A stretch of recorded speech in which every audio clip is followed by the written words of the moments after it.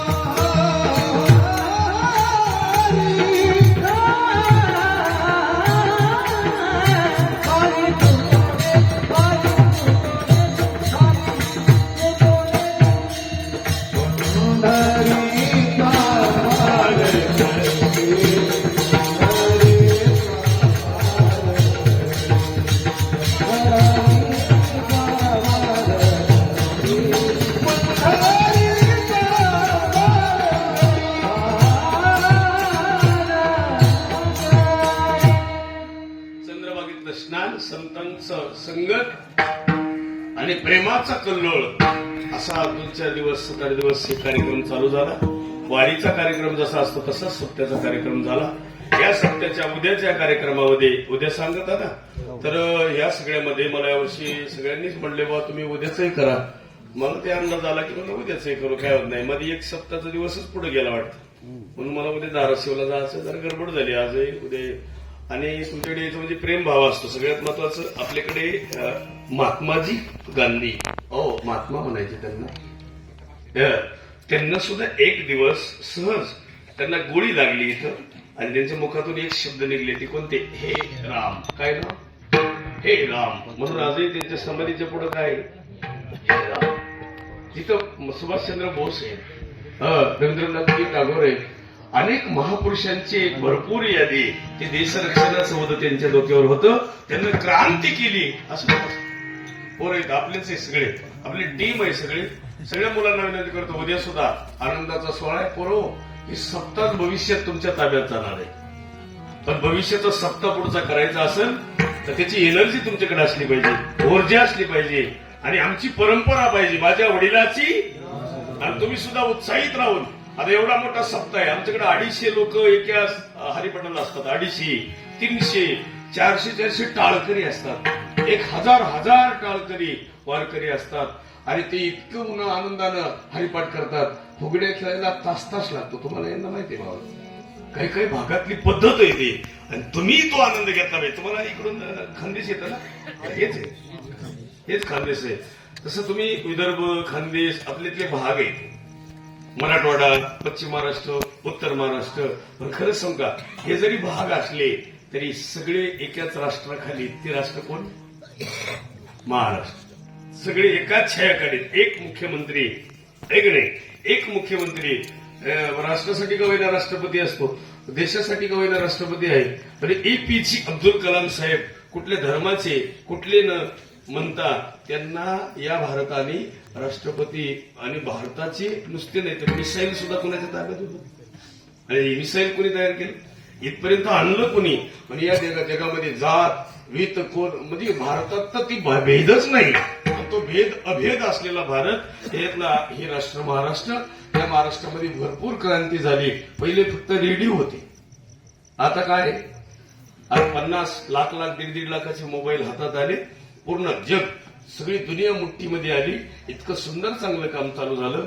नाहीतर रेडिओवर पहिलं आवाज ऐकायचा. महात्माजी गांधी वारले ती सुद्धा रेडिओवरच, इंदिरा गांधी वारल्या ती सुद्धा रेडिओवरच, राजीव गांधींची हत्या झाली ती सुद्धा रेडिओवरच.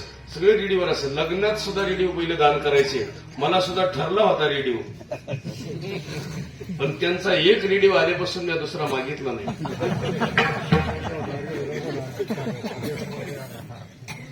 इथे गरीब बाबा तुम्हाला रेडिओ आहे का नाही? आहे, तर तुमचा वाजत नसेल. चौकार बाबा तुम्हाला रेडिओ आहे का? किती?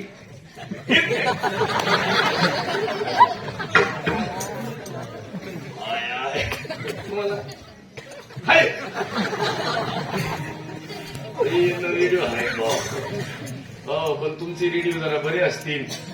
पूर्व तुम्हाला रेडिओ कळला का ना? रेडिओ म्हणजे कोण? बायको. त्याला लय मुंगे यायला. तुला नंबर बाजूला आहे, अजून बरेच पोरं शिल्लक आहे. लगेच म्हणते बायको. आणि इथून पुढे महिलांना विनंती करतो बरं का, महिलांना, पुरुषांनाही सांगतो, कधी मी इथून पुढे कुठलेही पाहुणे आल्यावर त्यांना आपली मंडळी दाखवत असताना असं म्हणत जावं, आमची ही मंडळी, आमची ही मालकी नाही असं बोलत जावं. आमची ही मिसेस आहे असं कोणी म्हणायचं नाही. बाहेरल्या देशामध्ये मिसेसला वेश्या म्हणतात. काय म्हणतात? ती शब्द तिकडं वेश्या आहे. इथून पुढे कधी मिसेस म्हणायचं नाही. तुम्ही सुद्धा मिस्टर म्हणायचं. ज्याला 11 बायका आहे त्याला मिस्टर म्हणतात. 47 बायका आहे त्याला काय म्हणतात? मिस्टर. तिकडे ती पद्धत आहे, मिस्टर म्हणतात. त्याच्यापेक्षा आपल्याकडं आमचे पतिराज आहेत. पप्याचा बाप म्हणलं तरी चालं, गुड्डीचा बाप म्हणलं तरी चालं. कुणाचाही असं नाही, पण कुणाचाही भेद नाही. अभेद असलेला महाराष्ट्र आणि अभेद असलेली जीवनाची व्यथा आपल्या जीवनामध्ये रुजली. कुणाचंही नाव न घेता सगळ्याला विनंती करतो, इथून पुढे आपल्या जीवनामध्ये आनंद आणि सुख आणि समाधान ही कशाने मिळते? एका वाक्यात सांगतो तुम्हाला, तुम्ही ठरवलं तर सुख आणि तुम्ही नाही ठरवलं तर दुःख. पण पुढच्या काळामध्ये कुणाच्याही घरामध्ये कधी सुद्धा चुकून व्यक्ती विष्णी होऊ नये आणि विष्णी जर झाला तर त्याला निर्विष्णी करण्याचा सगळ्यांनी प्रयत्न करावा. या सगळ्या शब्दाचं फळ म्हणून तुमच्या माऊली असतील, ताई असतील, आई असतील, सगळ्यांना देवा तेवढे धन्यवाद. हा आनंदाचा सोहळा 2025चा पार पडत असताना उगा 2-3 दिवसाचा गॅप आला यावर्षी संक्रांत आली आहे. संक्रांत आणि एकादशी दिवशी आली. 100 वर्ष पुन्हा येईन नाही येईन माहित नाही. आणि यावर्षी आनंदाचा सोहळा दिंडीचा आहे आणि एकादश आणि संक्रांतीचा सण कधी आहे? एकेच दिवशी समाधीचा सोहळा आणि ते एकच दिवशी आहे. म्हणून तिथं सगळे लोक तिथं जातात, तिथं आनंद घेतात, त्र्यंबकराजाचं दर्शन घेतात, कुशावर्ताचं स्नान करतात, ब्रह्मगिरीची प्रदक्षिणा होती, ब्रह्मगिरी पाहिल्या जाती, दृष्टी पडतात आणि उद्या ते दिंडी येणार आहे. त्याच्या निमित्तानं सगळ्यांनी दिंडीत जावं. सगळ्यांनी म्हणजे गावानंच जावं असं नाही, ज्याला जेवढ्यानं जमन तेवढ्यानं नक्की दिंडीचा जाण्याचा आग्रह धरावा अशी प्रार्थना करतो. रामकृष्ण हरी विठ्ठल कुमार.